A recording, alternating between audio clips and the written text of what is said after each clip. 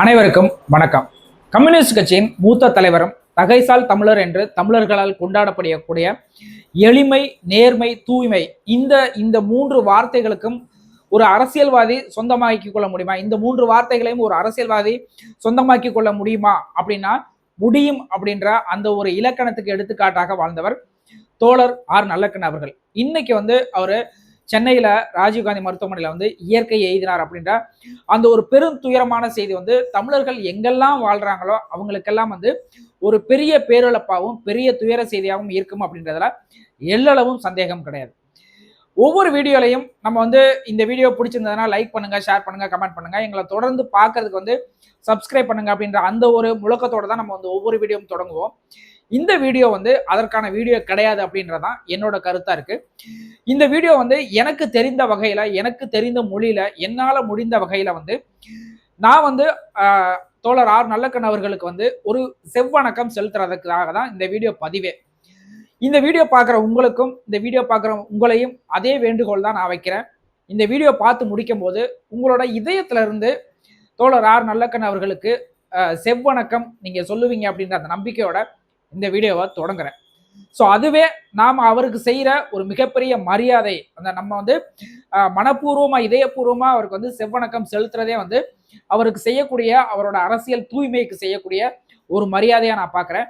தொடர்ந்து வீடியோவை பாருங்க, முழுசா தெரிஞ்சுக்குங்க அவரோட அவரோட அவரோட வாழ்க்கை, அவரோட வரலாறு, அவரோட கடந்து வந்த பாதை. ஸோ அதெல்லாம் இந்த வீடியோவில் நான் ஷேர் பண்ணிக்க போறேன், பகிர்ந்துக்க போறேன். அதை நீங்களும் தெரிஞ்சுக்கிறீங்க அப்படின்றதா என்னோட தாழ்மையான வேண்டுகோள். அரசியல் களம், அரசியல் களம்ன்றதே இன்னைக்கு முற்றிலும் மாறுபட்ட ஒரு களமா இருக்கு. இந்த நேர்மை, எளிமை, தூய்மை இந்த மூன்று வார்த்தைக்கும் இங்க இந்த நூற்றாண்டோட அரசியல் களத்துல இப்ப இருக்க அரசியல் களத்துல இடமே இல்லை அப்படின்ற ஒரு மாதிரியான சூழ்நிலை இன்னைக்கு இருக்கிறத நம்ம பார்க்க முடியுது. பெரும் பணக்காரர்கள் அல்லது பெரிய செல்வந்தர்கள், கோடானு கோடி ரசிகர்களை கொண்ட சினிமா நடிகர்கள், இவர்கள் மட்டுமே ஒரு அரசியலுக்கு வர முடியும், இவர்கள் மட்டுமே ஆட்சி அமைக்க முடியும், இவர்கள் மட்டுமே ஆட்சி அதிகாரத்தில் வர முடியும் அப்படின்ற அந்த ஒரு ஒரு ஒரு மோசமான ஒரு அரசியல் சூழல் இருக்கக்கூடிய இந்த 2026 இந்த காலகட்டத்தில் நாம இந்த மாதிரி ஒரு மனிதரும் நம்மளோட வாழ்ந்திருக்காரு, இந்த மாதிரி மனிதர்கள் வாழ்ந்த இடத்துலையும் நம்ம இருந்திருக்கோம் அப்படின்ற அந்த ஒரு பெருமையோட ஒரு அடையாளத்தை விட்டு கொடுத்துட்டு போயிருக்காரு தோழர் ஆர் நல்லக்கண்ணு அவர்கள். கம்யூனிஸ்ட் கட்சிக்கு 100 ஆண்டுகள் கடந்து 101வது ஆண்டுல இன்னைக்கு அடியெடுத்து வைக்கிறாங்க இந்தியாவில். ஸோ அதே வரலாறு, அதே ஆண்டு வரலாறு தோழர் ஆர் நல்லக்கண்ணு அவர்களுக்கு இருக்கு அப்படின்றதான் ஒரு மிகப்பெரிய வரலாற்று உண்மை. 1925 ஸ்ரீவைகுண்டத்துல பிறந்த தோழர் ஆர் நல்லக்கண்ணு அவர்கள் தன்னுடைய 14 வயதுல அரசியல் தன்னை ஈடுபடுத்திக்கிறாரு. ஒரு 14 வயசுல, அதாவது 10வது படிக்கும் போது ஒரு மாணவனுக்கு என்ன அரசியல் புரிதல் இருக்கோ அவன் தன்னை எதற்காக அரசியலை ஈடுபடுத்திக்கிறான் அப்படின்ற அந்த ஒரு கேள்வியே மிகப்பெரிய கேள்வி. இன்னைக்கு நீங்க பார்க்கலாம், இன்ஸ்டாகிராம்ல, ட்விட்டர்ல, ஃபேஸ்புக்ல, ரீல்ஸ்ல சின்ன சின்ன பசங்கள்லாம் ஒரு அவங்களுக்கு பிடிச்ச தலைவர்களை பத்தி ஆடி பாடி கொண்டாடி ரீல்ஸ் போடுறதெல்லாம் நான் இந்த கட்சி, நான் அந்த கட்சின்னு சொல்றதெல்லாம் எந்த அரசியல் தெளிவும் இல்லாம தான் எதுக்கு அந்த தலைவனை ஃபாலோ பண்றோம், தான் எதுக்கு அந்த கட்சியை ஃபாலோ பண்றோம், இந்த இயக்கத்தை நான் ஃபாலோ பண்றதுக்கு அதற்கான காரணங்கள் கூட சொல்ல தெரியாத, சொல்ல அறிவில்லாத ஒரு அரசியல் கூட்டத்தை நம்ம பார்க்கிறோம். இது ஒரு குறிப்பிட்ட கட்சியை மட்டும் சொல்ல, பொதுவான தமிழக அரசியல் அப்படிதான் இருக்கு. ஸோ அப்படிப்பட்ட ஒரு அரசியல் களத்துல ஒரு 14 வயசுல ஒரு ஒரு ஒரு மாணவன் தன்னை ஒரு மிகப்பெரிய அரசியல் இயக்கத்தோட ஈடுபடுத்திக்கிட்டு 18வது வயதுல கம்யூனிஸ்ட் கட்சியில சேர்ந்து பயணிக்கிறார் அப்படின்னா, ஸோ அவருக்குள்ள இருந்த தாக்கம், அவருக்குள்ள இருந்த அரசியல் பார்வை, அவரு முன்னெடுத்த போராட்டங்கள் இதெல்லாம் நம்ம சொல்லி தெரிய தேவையில்லை. தன்னோட சிறை வாழ்க்கை, அதாவது எல்லா தலைவர்களும் அரசியல் கட்சி தலைவர்களும் சிறைக்கு போவது ஒரு சாதாரண விஷயமாய் போன இந்த காலகட்டத்தில் தன்னுடைய வாழ்நாளில் முக்கால்வாசி நாட்கள் சிறையிலே கழித்த மாபெரும் மனிதர் தோழர் ஆர் நல்லக்கண்ணு அவர்கள். இவர் தொடர்ந்து சாதிய எதிர்ப்புகளுக்கு, சாதிய வன்முறைகளுக்கு, சாதிய தீண்டாமைகளுக்கு எதிராக தொடர் போராட்டங்களை நடத்திக்கிட்டு இருக்காரு. கொடுமைப்படுத்தப்படுகிறார், அடிக்கப்படுகிறார், உடைக்கப்படுகிறார் அப்படின்ற மாதிரி ஏகப்பட்ட ஒரு ஒரு ஒரு பிம்பத்துல அவர் கட்டமைக்கப்படுகிறார். தன்னை வருத்திக்கிட்டு, அதாவது வருத்திக்கிட்டுனா எப்படின்னு சொல்லுவாங்க இல்லையா, அடிச்சு துன்புறுத்துறாங்க, அவர் மேல ஏகப்பட்ட வழக்குகள் போடுறாங்க. வழக்குகள் போட்டு அவரை தலைகீழ தொங்க விட்டு அடிக்கிறாங்க. அந்த சாதிய வன்கொடுமை, சாதிய கொடுமை வந்து உச்சத்துல இருந்த அந்த காலகட்டங்கள்ல இந்த இந்த மாதிரியான தண்டனைகள் வந்து அவருக்கு வழங்கப்படுது. அவருக்கு வந்து ஒரு முறுக்கு மீசை இருந்திருக்கும் அப்படின்ற மாதிரி சொல்றாங்க.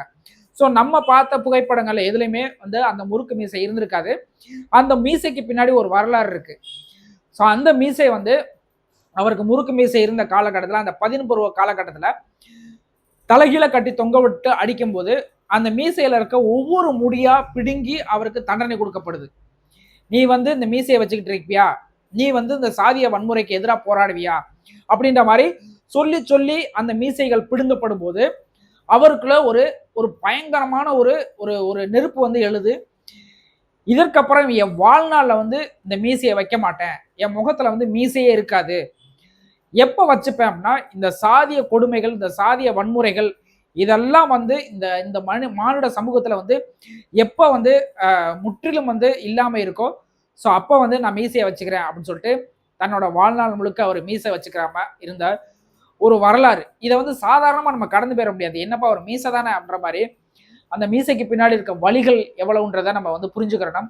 அதற்காக அவர் பட்ட தண்டனைகள், அவர் பட்ட அடிகள், அவர் அவர் அவர் மேல தொடுக்கப்பட்ட கொடுமைகள் இதெல்லாம் வந்து ஒரு சாதாரணமா நம்ம வந்து கடந்து போயிட முடியாது. தொடர்ந்து நில அபகரிப்புகளுக்கு எதிராக வந்து அவர் போராட்டம் நடத்துறாரு. அந்த போராட்டங்கள்லாம் வந்து தமிழ்நாடு அல்லது அவர் எந்த ஊர்ல வந்து போராட்டம் பண்றாரோ அந்த ஊரோட வந்து சுருங்கி போயிடல, இந்தியா முழுக்க வந்து அது பேசு பொருளாகுது. நிலத்தை வந்து ஒரு குறிப்பிட்ட ஒரு குறிப்பிட்ட சார்புள்ள மக்கள்கிட்ட வந்து நிலத்தை வந்து பிடுங்கிக்கிறது, அவங்களுக்கு வந்து நிலைமை கொடுக்காதது, அவங்கள வந்து நிலமற்றவர்களாக மாற்றுவது. ஸோ இதற்கு எதிராக வந்து தோழர் ஆர் நல்லக்கண் அவர்கள் வந்து போராடுறாங்க. போராடிட்டு அதற்கான வெற்றியையும் பெற்றாங்க அப்படின்றதான் தமிழக வரலாற்றுல வந்து முக்கியமான ஒரு செய்தியா இருக்கு. அதுக்கப்புறம் தாமிரபரணியில நடந்த அந்த மணல் கொள்ளை, மணல் மாஃபியா, இன்னைக்கு வந்து கனிம வள கொள்ளை அப்படின்னு சொல்லிட்டு நம்ம வந்து நிறைய இடத்துல பேசுறோம். ஆனா அந்த பேச்சோட நிப்பாட்டிக்கிறாங்க எல்லா தலைவர்களும். அதுக்கு அடுத்த கட்டமா வந்து நகர்றதே கிடையாது. ஏன்னா நகரவும் முடியாது. ஏன் அப்படின்னா இன்னைக்கு இருக்க அரசியல் தலைவர்கள், அது நேத்து கட்சி தொடங்கினவங்களா இருக்கட்டும், முந்தா நாள் இருக்கவங்களா இருக்கட்டும், ஆட்சியாளர்களா இருக்கட்டும், எதிர்கட்சியா இருக்கட்டும், எல்லா கட்சிக்குமே வந்து இந்த கனிம வள கொள்ளை அப்படின்ற அந்த ஒரு விஷயத்துல பங்கு இருக்கு. தமிழ்நாடே வந்து ஊழல் மலிந்த மாநிலமா இருக்கு. தமிழ்நாட்டில் இருக்க மக்கள் வந்து ஊழலுக்கு எதிராக போராடக்கூடிய மனநிலையில இல்லை. ஏன் அப்படின்னா மக்களோட மக்களா அந்த ஊழல் வந்து பெரிய ஒரு பரவலான ஒரு ஒரு விஷயமா போயிடுச்சு அப்படின்ற அந்த ஒரு சூழல்ல வந்து கனிம வள கொள்ளைக்கு எதிராக வந்து போராடி தாமிரபரணியில அளவுக்கு அதிகமா ஆற்று மணலை கடத்துறாங்க, தாமிரபரணியோட வளம் கெட்டு போயிருது, அதை சுற்றி இருக்க திருநெல்வேலி தூத்துக்குடி மாவட்டங்களோட அந்த இயற்கை வளமே கெட்டு போயிருது அப்படின்னு சொல்லிட்டு தொடர்ந்து போராடி அதற்கு தடை வாங்கின ஒரே தலைவர் பார்த்தீங்க அப்படின்னா தோழர் ஆர் நல்லக்கண் அவர்கள். ஸோ அவரோட எளிமை அப்படின்னு பார்த்தீங்க அப்படின்னா கடைசி வரைக்கும் வாடகை வீட்டில் ஒரு வாழ்ந்த ஒரு மனிதர். இன்னைக்கு வந்து ஒரு கவுன்சிலராக இருக்கட்டும், ஒரு வார்டு மெம்பராக இருக்கட்டும், நீங்க கண்கூட பார்க்கலாம். வார்டு மெம்பர் ஒருத்தர் அந்த எலெக்ஷனை ஜெயிக்கிறதுக்கு முன்னாடி அவரோட பொருளாதாரம், அவரோட வாகனம் எப்படி இருக்கும் அப்படின்னும், எலெக்ஷன்ல ஜெயிச்சு வார்டு மெம்பர் ஆன பின்னாடி மறுநாளே ஒரு இனோவா கார் இருக்கும். அடுத்த ஓராண்டுல அவருக்கு சொந்த வீடு ஒரு பிரம்மாண்டமா கட்டி முடிக்கப்பட்டிருக்கும். நகைகள், அவரை சுத்தி வந்து ஒரு பெரிய படை இருக்கும். ஸோ இதெல்லாம் இல்லாம ஒரு அரசியல்வாதி நீங்க பார்க்க முடியாது. அது வார்டு மெம்பர்ல இருந்து நாளைக்கு 2027 நான் தான் முதலமைச்சர் ஆக போறேன்னு சொல்லிட்டு ஒரு கூட்டம் இருக்கு இல்லையா, ஸோ அந்த கூட்டம் வரைக்கும் பவுன்சர்கள் இல்லாம இன்னைக்கு எந்த ஒரு அரசியல்வாதியும் பார்க்க முடியாது. அதிகாரத்தில் இருக்கவங்களுக்கு காவல்துறை பாதுகாப்பு கொடுக்கும், அதிகாரத்தில் இல்லாத அரசியல் தலைவர்களுக்கு பவுன்சர்கள் வைத்து, அதாவது சொந்த காசுல வந்து சம்பளம் கொடுத்து பல லட்சங்கள் சம்பளம் கொடுத்து தன்னோட பாதுகாப்புக்கு வந்து ஒரு காவல்துறையை போன்ற ஒரு பவுன்சர்களை வந்து வச்சுக்கிட்டு இருக்க அரசியல்வாதிகளுக்கு மத்தியில வந்து வாடகை வீட்டுல ஒரு கசங்கிய சட்டை, கசங்கிய வேட்டியோட ரொம்ப எளிமையா வாழ்ந்த ஒரு தலைவரை வந்து இந்த தமிழ் சமூகம் வந்து மறக்க கூடாது. அவர்தான் தோழர் ஆர் நல்லக்கண் அவர்கள். ஸோ அவரோட எளிமைக்கும் அவரோட அந்த இந்த கம்யூனிஸ்ட் கட்சிக்காகவும் தன்னை அர்ப்பணிச்சுக்கிட்டாரு, எளிமைக்காக தன்னை அர்ப்பணித்துக் கொண்டார். நேர்மையின் அடையாளம் அப்படின்னு சொல்லிட்டு நம்ம வந்து காமராஜர், கக்கன் அவர்கள் எல்லாம் வந்து சொல்லிட்டு இருக்கோம். ஸோ அவங்களெல்லாம் வந்து நம்ம பார்த்தது கிடையாது, அவங்களோட பத்தின செய்திகள் தான் படிச்சிருக்கோம். ஆனா இந்த 21ஆம் நூற்றாண்டுல இன்றைய காலகட்டத்தில் நம்மளோட வாழ்ந்த ஒரே ஒரு மனிதர் கடைசியா, அதாவது அரசியல் களத்துல அரசியல் தளத்துல வந்து ஒரு நேர்மை, இதுவரைக்கும் எந்த ஒரு ஒரு குற்றச்சாட்டுகளையும் ஈடுபடாத ஒரு மனிதர், அனைத்து கட்சி தலைவர்களாலையும், அனைத்து இயக்க தலைவர்களாலையும், அனைத்து ஒரு ஒரு ஒரு சக மனிதர்களால் மதிக்கப்படுகிற, ஒரு மிகுந்த மரியாதை கொடுக்கப்படுகிற ஒரே ஒரு மனிதர் பார்த்தீங்கன்னா நல்லக்கண்ணு அவர்கள் தான். ஸோ அவருக்கு வந்து 80வது பிறந்த நாளை வந்து கம்யூனிஸ்ட் கட்சி வந்து ஒரு ஒரு ஒரு பெரிய விழா எடுத்து ஒரு 1 கோடி ரூபாய் வந்து நிதி திரட்டி வந்து கொடுக்குறாங்க. அவருக்கு வந்து ஒரு பரிசு கொடுக்கணும், அவருக்கு வந்து ஒரு நினைவு பரிசு மாதிரி கொடுக்கணும் அப்படின்னு சொல்லிட்டு 1 கோடி ரூபாய் வந்து அவருக்கு வந்து நினைவு பரிசு கொடுக்குறாங்க. கம்யூனிஸ்ட் கட்சிக்காரங்க வந்து எப்படி நிதி திரட்டுவாங்க அப்படின்றது உங்களுக்கு நல்லாவே தெரியும்.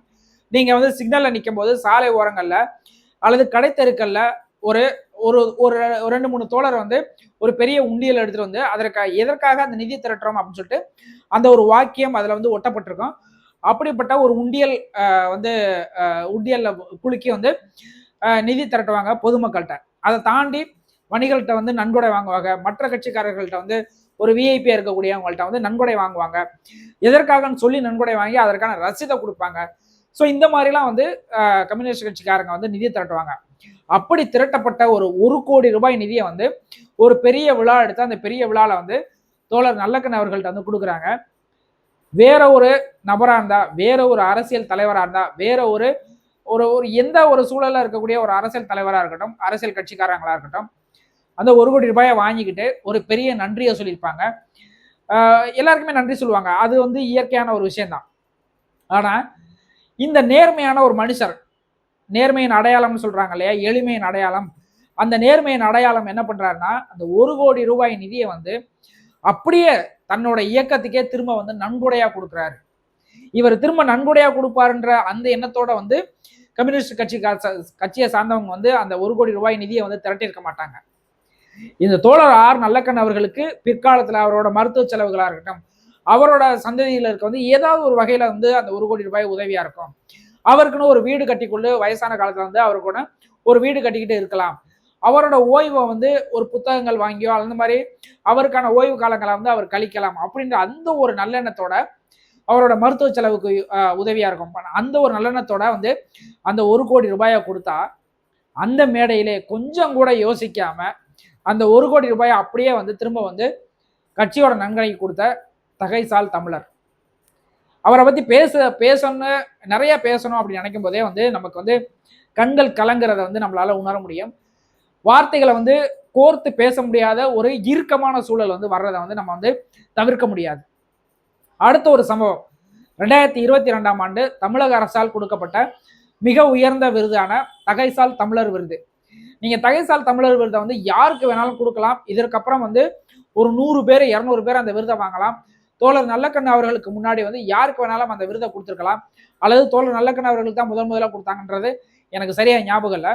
ஆனா இந்த தகைசால் தமிழர் அப்படின்ற அந்த ஒரு வார்த்தை வந்து இந்த உலகத்துல இருக்க தமிழர்கள்ல யாருக்கு பொருத்தமா இருக்கும் அப்படின்னு நினைக்கிறீங்க அப்படின்னா தோழர் ஆர் நல்லக்கண்ணு அவர்களுக்கு மிக பொருத்தமான வார்த்தை.